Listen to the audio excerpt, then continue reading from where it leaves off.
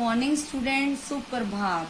कल मैम ने आपको आपकी नैतिक शिक्षा बुक का पार्ट 4 तुम ही इकनाथ पढ़ाया था।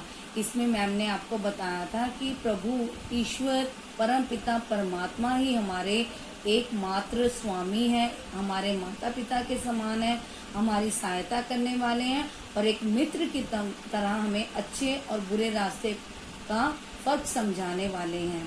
तो आज मैम आपको इसका भावार्थ और इसके प्रश्न उत्तर करवाएंगे। सबसे पहले मैम को इसका भावार्थ करवाएंगे। तो इसका भावार्थ क्या है?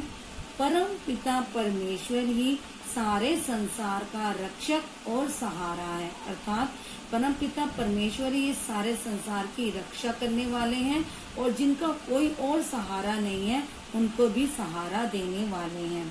वही जीवन का आधार तथा सुख शांति का भंडार है।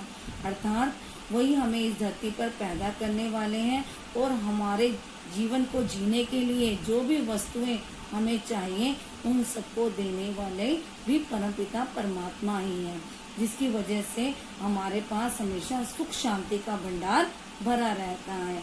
वही एकमात्र हमारा स्वामी है।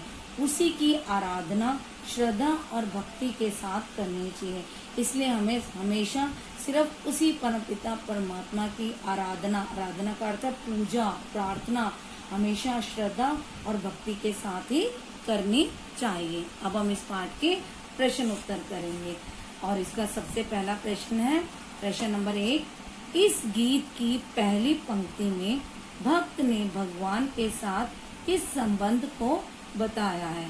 और इसका उत्तर तो आप सबको पता ही है कि इस गीत की पहली पंक्ति में भक्त ने भगवान के साथ पिता माता सहायक स्वामी और सखा का संबंध बताया है। अर्थात भक्त ने भगवान को अपनी माता पिता सहायक सहायता करने वाला स्वामी मालिक और सखा मित्र के समान बताया है।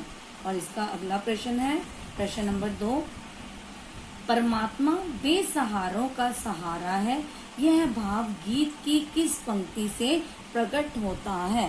तो इसका उत्तर है परमात्मा बेसहारों का भी सहारा है, यह भाव गीत की दूसरी पंक्ति से प्रकट होता है। प्रश्न नंबर 3। जो परमात्मा को भूल जाते हैं क्या उन्हें परमात्मा भी भुला देता है? तो इसका उत्तर क्या है? नहीं। जो परमात्मा को भूल जाते हैं परमात्मा उन्हें नहीं भुलाता। हम सब क्या करते हैं, जब हम सुखी होते हैं तब हम परमात्मा को ईश्वर को कभी भी याद नहीं करते, लेकिन हम जब दुखी होते हैं दुख में होते हैं तो हम सबसे पहले परमात्मा ईश्वर को याद करते हैं।